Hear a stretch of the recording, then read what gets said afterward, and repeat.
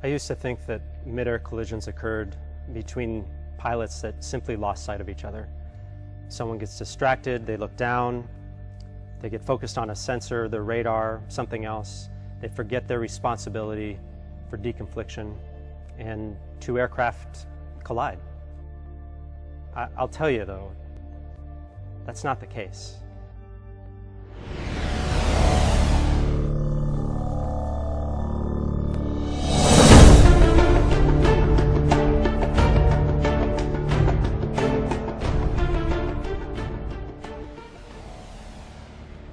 I was in a mid-air collision, and it was a typical flight. Typical maneuvers were flown, and I never once lost sight of my wingman. He died that day, and I almost died. And I'll tell you, I saw the entire thing unfold in front of me, and by the time I realized that there was going to be a mid-air collision, it was too late. There was nothing I could do with my aircraft. My lift vector, my energy state had already set a collision course, and it was too late.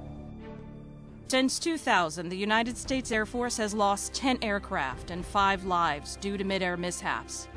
Aerial collisions represent nearly 25% of the United States F-16 operations-related flight mishap losses. To address this issue, pilots engage in advanced training and perform additional flights, but more needs to be done. I think the current mid-air collision techniques are not sufficient right now. We still have accidents every year, and lives are being lost and aircraft are being lost, and it's degrading our combat capability. The Air Force Research Laboratory recognizes the need for an automatic system to avoid mishaps and is developing the Automatic Air Collision Avoidance System, or ACAS. Building on the success of AFRL's Automatic Ground Collision Avoidance System, ACAS would extend this protection to the skies, activating when aircraft approach too closely for safety, and automatically maneuvering the aircraft out of harm's way. The system takes into account 3 critical requirements: do no harm, do not interfere, and prevent collision. The first requirement is to do no harm. That means that whatever solution we come up with, whatever we do, we cannot endanger the aircraft or the pilot. So ACAS can never be the cause of a collision.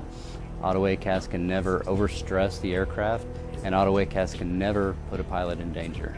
The second requirement is do not interfere, and that means that the ACAS system cannot interfere with the mission that the pilot needs to perform. So if a pilot needs to go up and train to get proficient at basic fighter maneuvers or air combat maneuvers, then the ACAS system has to allow him to do those maneuvers without interfering with his ability to train and become proficient. The third requirement is actually to avoid collisions. That allows you to predict trajectories and determine when a collision might be possible and take mitigation strategies to avoid colliding with another aircraft. The ACAS algorithms have been refined to operate in a highly dynamic air combat environment and to provide protection during basic fighter maneuvers and air combat maneuvers. ACAS receives information from other aircraft, uses this information to identify potential threats, and chooses whether to maintain course, temporarily lower altitude, or roll to avoid. Maneuvers follow pilot rules of the road, training rules that the pilots prefer and are taught to perform. A built-in safety buffer ensures that avoidance maneuvers are automatically executed at exactly the right moment. Both aircraft do not have to be equipped with ACAS for the system to work.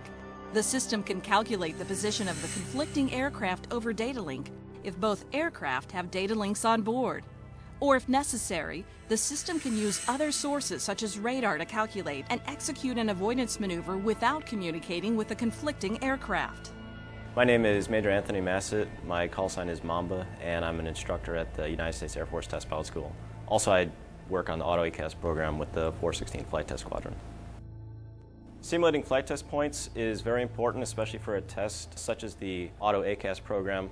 The test points that we're doing are very detailed and require the pilot to meet very tight tolerances on position and speed to achieve the activations that we're trying to do. So these sims are very important to allow us to successfully complete flight tests without a lot of delay or repeats of the test points.